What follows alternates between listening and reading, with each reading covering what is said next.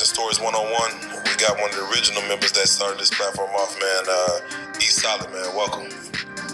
Nice to have me again, but I appreciate you having me again. You heard me? Man, thank you, man. We've already done, your story as far as, what got you into prison, and now I just want to kind of jump right into it. But for the fans at home, man, go ahead and remind them, reintroduce yourself, let them know how much time you served and where.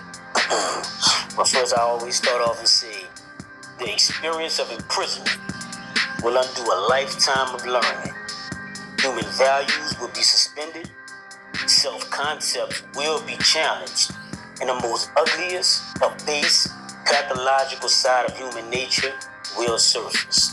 My name is Eric E. Solid Brown, and I did 9,125 days in Angola, the bloodiest prison in America, from 16 years old to 41. You heard me? And I'm alive and free now, baby. Man, an incredible story in itself to do that much time. Let's start off like this, man. I like to reiterate, and before I ask this question, tell them what you went in for. At 16 years old, detective snatched me up. They laid 6 photographs before me, and he said, just pick one of them out, and we'll let you go since you're 16 years old. A Caucasian drug dealer was murdered and robbed. They laid 6 photographs of young black males before me and wanted me to just lie right on them. I flatly refused. So because my mother and father raised me with integrity and principles, they gave me life without parole plus 30 years. There was no murder weapon, no eyewitnesses, no DNA, no fingerprints, and two juries found me not guilty. I still received life without parole plus 30 years, and it took me 9,125 days after studying my own case, studying law, filing my own shit, to get back out here on solid ground. At that age, you're a kid, and like you said, your mother and your father, and I'm assuming you're out. You got homeboys and people in your street, whether school or just out in the streets. Innately, what was in you to not touch one of those pictures and say, just to make it up, yeah, he did, just to get you off? It was just a natural inclination in me. I'm so thankful to have the mother and the father that I had, because my mother is considered a black nationalist, right? So coming up all through the house, like if we was go get a hot sausage sandwich, a pork chop sandwich or something from the corner store, we couldn't go inside mom's house and eat that. We had to stay outside on the porch to eat that. You know what I'm saying? Mom, when you go at mom's house, she got a diagram of a pig, a diagram of it showing how long it takes for the pork to digest in your body, et cetera, right? Oh, that kind of diagram. So I had that kind of mother growing up, right? So she allowed us to make our errors and do our, what we did, but she educated us. And my father, he was just raw with reality. You know what I'm saying? He was just raw and uncut. He was born in 1924. And so he was just raw and uncut. So the way they raised me was just raw. So and they gave me principles. I'm still old school. I open doors for women. You know what I mean? I still, come off like that. I pump gas. Like, I'm not about to sit in the car and let the woman pump the gas. Like, that's just not me. I know society is different and stuff out here, but I'm just under the old law, and I'm going to continue to exemplify that. Did you have at the time you had an older brother? Was he in prison? 2. 2 older brothers. That was in Angola. One escaped. They shot him in the back and killed him. My mama sued Angola prison for 19 years. That's how long it took for them to finally come with a settlement, which, was very disrespectful. But at the same time, we changed the law on how they deal with escapees. And then I had a second brother, both brothers, biological brothers, and he passed away a few years before I gave the life sentence back and came home. So 2 of my biological brothers, my mother's and father's kids, passed away in prison. I don't know. I just want some.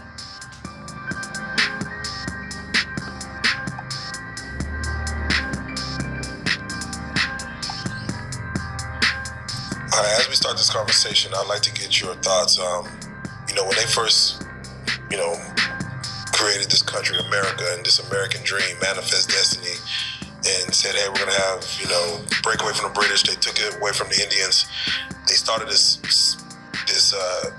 civilization, let's just say, as far as what America is. Slavery was, of course, already in 400 years in. the Angola situation and the prison as an institution, from you having to spend your, most of your natural life in prison as a child, becoming a man technically in prison. What are your thoughts on the prison as an institution in America? Well, that's a good question. I'm glad you asked me that, because that allows me to see what needs to be said and educate the people. First, we got to realize some of those Indians were black Indians. So all that stuff about we came from Africa and all that stuff, that some of us was all black people was already here. We are the indigenous people of this land, right? We are the rightful owners of this land. They don't want us to know that. You have too many for-profit prisons in America for me to even consider taking them seriously about justice. Because if they was really concerned about justice on who killed the victim in my case, they would have laid 6 photographs of young African black male before me and asked me to just pick any one of them out and just say they did it and let me go, right? So people wouldn't even, then you were like, okay, well, what you trying to be tough? You trying to be hard? Nah, man, because when I got to Angola, you know how many dudes I ran across that was up there for 20 years, 30 years, 40 years, some of them 50 years, because somebody did that. Somebody just picked them out because the police told them to do it. They did it, and then 40, 50 years later, they come back and found out the DNA or some type of proof that those people didn't commit that crime and had to let them people go. So when you incentivize crime, when you have a for-profit prison and you incentivize crime, you perpetuate it. In Louisiana, they told for-profit prisons that if they open a for-profit prison in their state, that they will promise to keep their beds 85 to 90% capacity filled. How can you guarantee something like that if you're not infringing upon somebody's rights? Let's be honest. How can you guarantee that you will keep a jail filled for some people to come and do business with their prisons? And a lot of people, a lot of the rappers, a lot of these artists, a lot of these people are heavily invested in the prison industrial complex, man. So we're fighting a battle where you have people saying they want change, they want the betterment, but they're making so much money off of this to where they'll just talk that talk, but they won't walk that walk. They say justice is blind, meaning... Well, I'm about to get the bitch glasses. Shout out to Willie D, you heard, from the ghetto bar. Yeah, it seems like society would just like, hey, if there's a crime committed, we would like to see someone take the rap. Like you said, puts 6 people in front of you, just pick somebody because they have to satisfy the need of the people. Not to cut you off, please. But you, bro, I'm glad you brought that up too. Because, so what about the actual family of the victim that was victimized?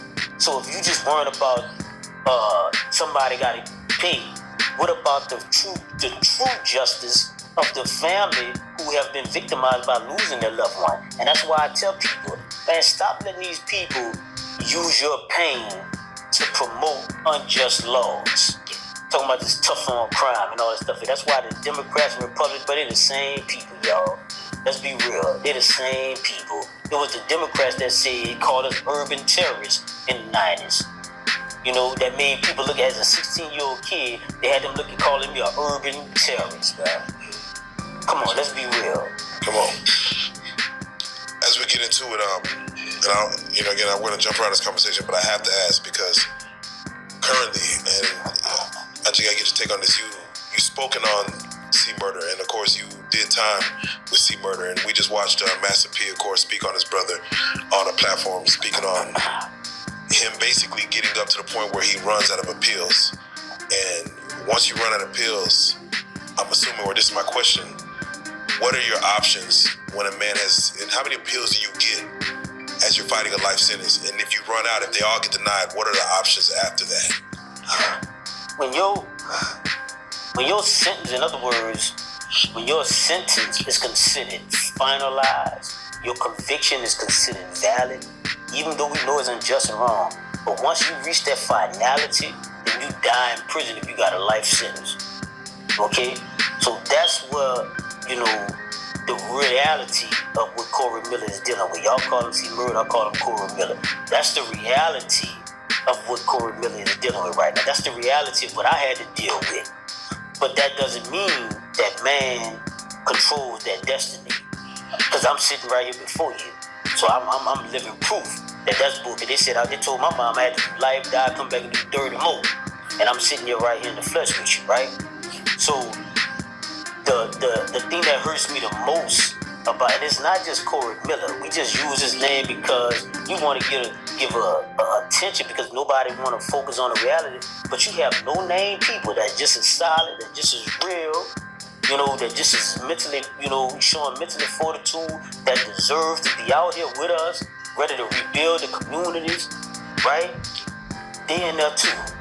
So we just use that name just so y'all can pay a fucking attention, bro, on this social media shit, right? But the reality is, it could be your brother, your nephew, you know what I'm saying? And so the finality of that is this.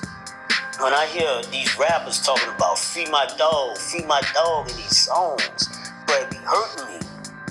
Because, okay, we got rallies go right. The legislative session started in Louisiana this Monday, that just passed.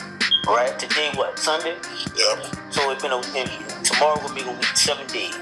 Bro, I don't see no rapper posting about the 10-2, the bills that's being pushed that can help Corey Miller right now. Even though y'all saying his conviction is sentence is finalized, etc. There's bill proposals in Louisiana right now because Jim Crow is real. Okay? The non-unanimous jury verdict was implemented in 1898. And the purpose of it was to perpetuate slavery. Shout out to Professor Angela Bell from Southern University. She dug up the dead bones. She got the evidence and the proof. So that helped a case called Rainbows that went to the U.S. Supreme Court. And the U.S. Supreme Court said that's unconstitutional for those people to be convicted under when they didn't have a unanimity on the jury verdict.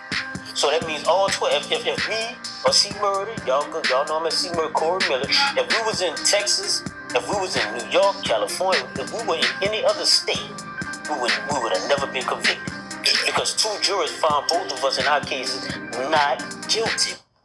Give me your take on that as far as how the laws are ran statewide versus federal. Like you could literally cross an imaginary line, and a crime could be totally different with just yards from each other where you're on this state line versus that state line. That imaginary line could change the outcome of your life. What's your take on that? Like how morally just effed up is that? Could I just be raw and play? It's bullshit. If you've been in a car accident recently, there are...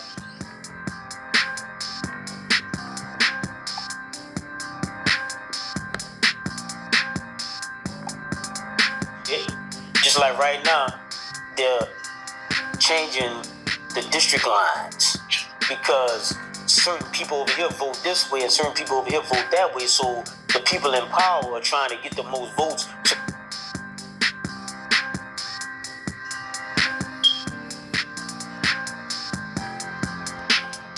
They're dictating where those particular lines, those imaginary lines are drawn. So it's bullshit, it's fugazi, homie. It's fake. You know, but as long as our people keep worrying about when they hit me up and ask me, was boosting population? Is this rapper really who he said? When they focus on that, that's what the enemy wants. He wants us worrying about bullshit. Ask me, is Boosie going to the legislative session in Louisiana right now to promote the free C Murder on this 10-2 issue, man? Let's be real. Let's talk about real shit. Because I could easily come on this motherfucker and just say, this nigga, that, the whoop, right?